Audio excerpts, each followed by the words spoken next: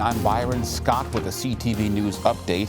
After receiving a complaint that clergy members could not visit COVID-19 patients at MedStar hospitals, the U.S. Department of Health and Human Services announces a resolution. Keisha Butts has our story. The U.S. Department of Health and Human Services Office for Civil Rights says religious leaders can now visit MedStar Southern Maryland Hospital. This announcement stems from a religious discrimination complaint filed against the Clinton Hospital in July.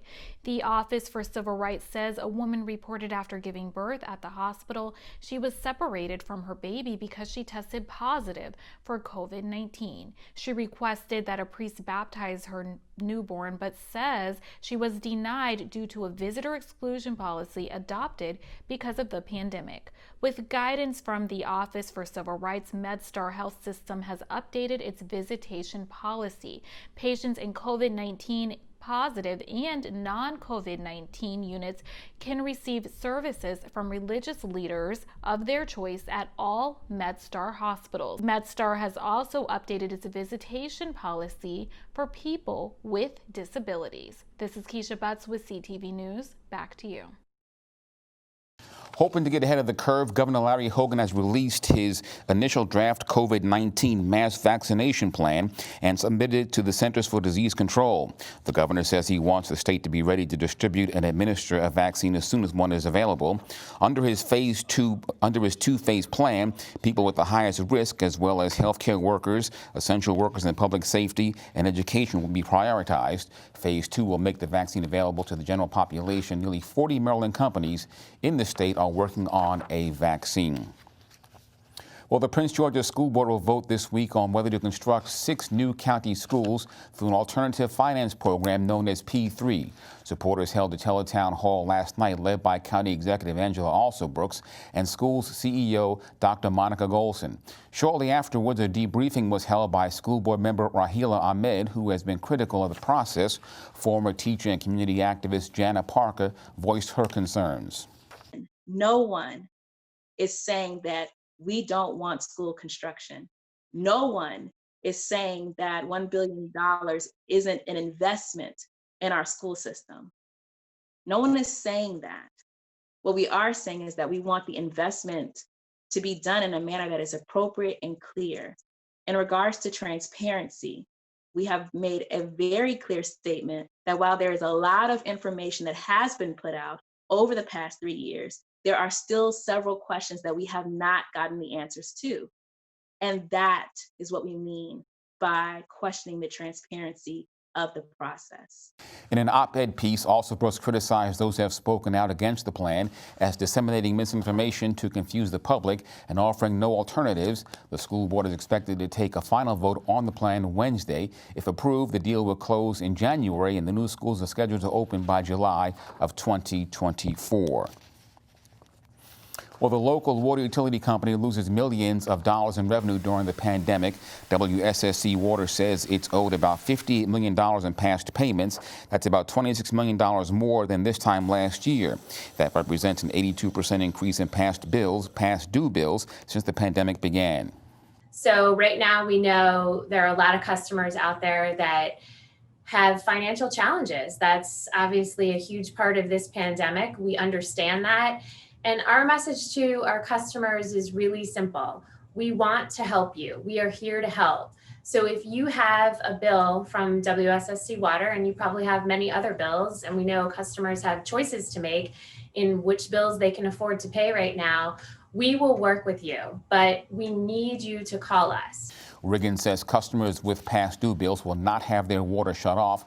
For more information on flexible payments and customer service programs, contact WSSC Water. Well, today is the last day to request your mail-in ballot in Maryland. You can use the online system to request the ballot at any time before 11:59 p.m. tonight. If you choose to do a mail-in ballot, you have to come. It will come with a prepaid postage stamp and envelope. You can also have your ballot emailed to you, but you will need to print it and pay the postage to return it. Ballots must be mailed or dropped in any drop box by 8 p.m. on Election Day, November 3rd. You can check the status of your application or ballot at elections.maryland.gov. Well, a man dies after his car crashes into a wood chipper. State police say it happened on 495 South Monday afternoon. Authorities say 36-year-old Mamadou Lampo was driving on the right shoulder of the highway when he hit the chipper, then crashed into a tractor trailer. Lampo was pronounced dead later at a local hospital. And a Maryland man dies in a single vehicle crash that happened on the eastbound Suitland Parkway near Meadowview Road. The overturned car was found in a creek yesterday morning, but investigators believe the accident happened Saturday morning at around 7:30. The victim was 21-year-old Robert Burrell of Upper Marlboro. Police are asking anyone who may have seen his car, a black Chrysler 300, on the parkway Saturday morning to give them a call at 202-610-8737. Well, Bowie State University and the Alliance for the Chesapeake Bay are teaming up for a study of waterways that lead to the bay. Starting next week, science majors will begin taking and testing water samples from streams that are in close proximity to the Bowie State University campus. Streams selected for the project are part of a 64,000 square mile network of waterways that make up the Chesapeake Bay watershed. One of the students taking part in the project is biology major Courtney Matthews. The water quality isn't up to par because I think people really just don't know that their actions can directly affect the water, which indirectly affects everyone as a whole. So I think that this water project shouldn't go in vain, and more people should take initiative to clean up the environment around us, so we can make sure that the bay stays clean. The data gathered by the students will be reported to the Maryland Department of the Environment and the Chesapeake Bay program. Well, Prince George's Young Democrats is hosting two special meetings tomorrow.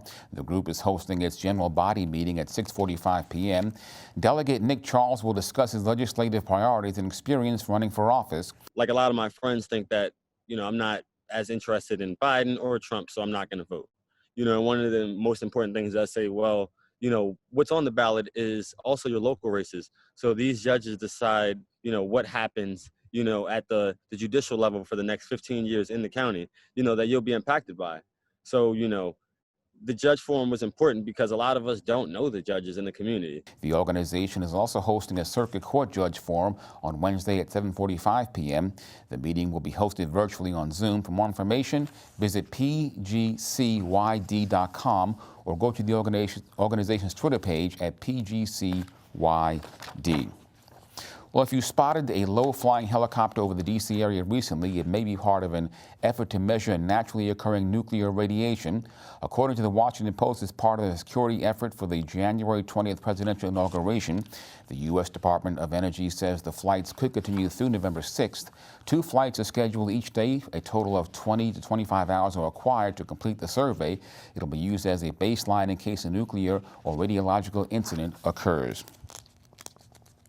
Well, Bowie Mayor Tim Adams will deliver a State of the City address virtually this year. It will take place on Monday, October 26 from 6 until 7 in the evening. Residents can view the address via Zoom, YouTube, the city's website, or the city's cable station. The theme for this year is One City, One Bowie, Standing Strong Together. Well, this evening, NASA will attempt to collect its first ever asteroid sample and bring it back to Earth. OSIRIS-REx is scheduled to tag the asteroid named Bennu at exactly 6:12 p.m. The spacecraft has been orbiting the near-Earth asteroid since late 2018. So right now, the OSIRIS-REx spacecraft is in orbit around a near-Earth asteroid, and we're going to depart from that orbit, descend to the surface of the asteroid, reach out the sample arm, make contact with the surface for 5 seconds, collect our sample, and then do the back-away burn to get the spacecraft safely away from the surface of the asteroid, so we can figure out how much sample we got and get it ready to return to Earth. So why Bennu, and why is it important to study asteroids? Yeah, asteroids are terrific because they're the best way that we have of looking at the very early history of the solar system. So before the Earth and Moon were formed, because once the Earth and Moon were formed, they started to, kind of recycle all of the rocks that went into them. So, on Earth, you can see rocks being eroded away all the time and getting re-erupted out of volcanoes or, reformed in different ways. And even on the Moon, moon rocks are terrific and they tell us part of the Moon's story. But they all have been melted since the beginning of the formation of the Moon. Whereas asteroids are just, enough smaller that those processes are not active on most asteroids. And so the materials that went into the asteroids are kind of still there. And those are the same materials that went into building up the larger planets, like the Earth, the Moon, Mars, and all the rest of them. The asteroid and spacecraft are about 207 million miles from Earth. If all goes well, the sample will begin its long journey back to Earth next year and land here in 2023. Well, now a quick look at our weather forecast for the next 3 days. Tonight, cloudy with a low around 59. Tomorrow, sunny with an overcast in the morning. Daytime temps reaching a high near 77 and a low of around 60 degrees. Thursday and Friday, daytime temps range in the mid-70s with evening temps dropping to the upper 50s. And now for the community calendar, officials and residents continue to spread the message about domestic violence awareness and prevention. Join State's Attorney Aisha Braveboy and others for the Not One campaign against domestic violence event. The session is next Wednesday from 6 to 8 p.m. Participants can view the meeting on Facebook Live as well as in person at the Cottage City Municipality. For more information on how to register, go to not12020.eventbrite.com. And that's our news for tonight. We'll see you tomorrow. I'm Byron Scott. Good night.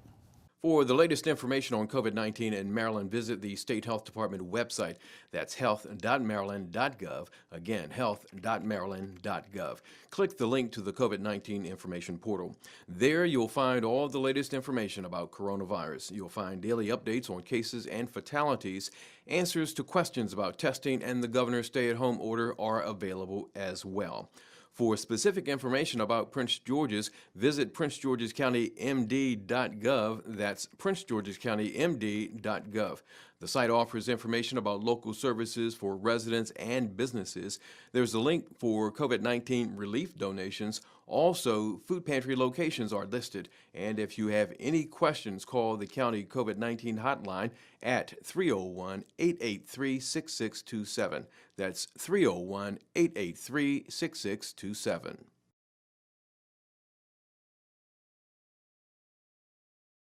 My God. It's another sad day in America. Painful to be introduced to George Floyd during his last breath. With a cop's knee on his neck. He deserves so much more.